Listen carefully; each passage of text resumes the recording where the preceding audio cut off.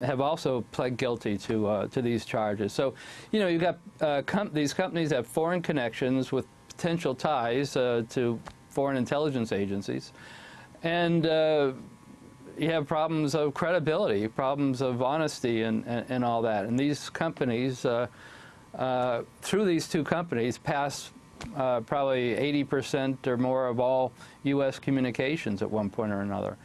And it's even gets even worse in the fact that these companies also supply their equipment all around the world to other countries, to countries that don't have a lot of respect for individual rights, Vietnam, China, Libya, other countries like that. And so these countries use this equipment to filter out dissident communications and people trying to protest the government.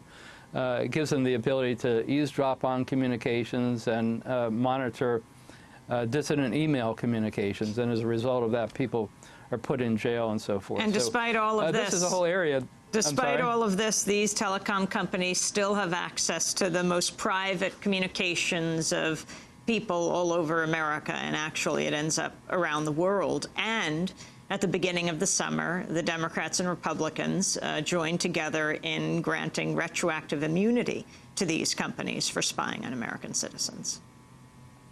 Yeah, it looked like they were going to have a fight earlier in February when the temporary law ran out, and came time to either pass a new law or keep the old Foreign Intelligence Surveillance Act the way it used to be, with all the protections. And they did resist for a number of months. They resisted from February until August, but in August, the Congress, seeing the election is coming, most of them caved in and decided to just join in the administration's bill. And as a result, you have this fairly open-ended bill that came out that gives a lot of permissions to the NSA to do a lot of this eavesdropping without much accountability. I mean, it basically neutered the Foreign Intelligence Surveillance Court, took a lot of powers away from them, and put the powers back at NSA. So and the ultimate problem is when you have NSA as both as judge, jury, and executioner on the eavesdropping. Jim Bamford, we only have a few minutes, and I want to get to Bridgetown, Missouri, the AT&T hub there. What is the NSA's role in spying there? Well, Bridgetown, Bridgetown, Missouri is one of the centers for AT&T because it's sort of central in the country, and they could control much of the network of AT&T from there.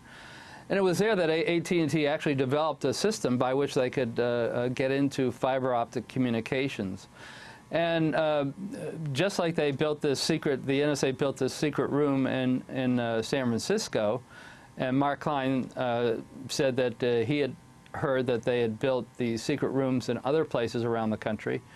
There was also a secret room built in Bridgeton, and the worrisome part of that is Bridgeton controls the whole network. So, so you have the problem of these secret rooms not just being in San Francisco, they're throughout the network, and they're in other parts of the country, and the American public really has no idea what's going on in terms of who has access to their communications, and what's being done with it.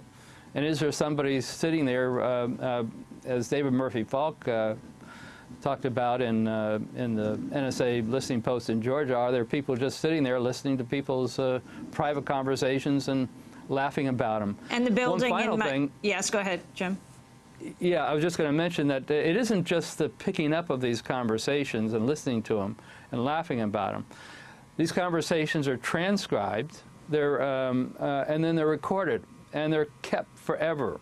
There's a big building in Texas that's being built in San Antonio that's going to be used to house a lot of these conversations. NSA is running out of space at Fort Meade, their headquarters, so they had to expand, and they're building this very big building. It's reportedly going to be about the size of the Alamo Dome down there, to store all this huge amount of data communications.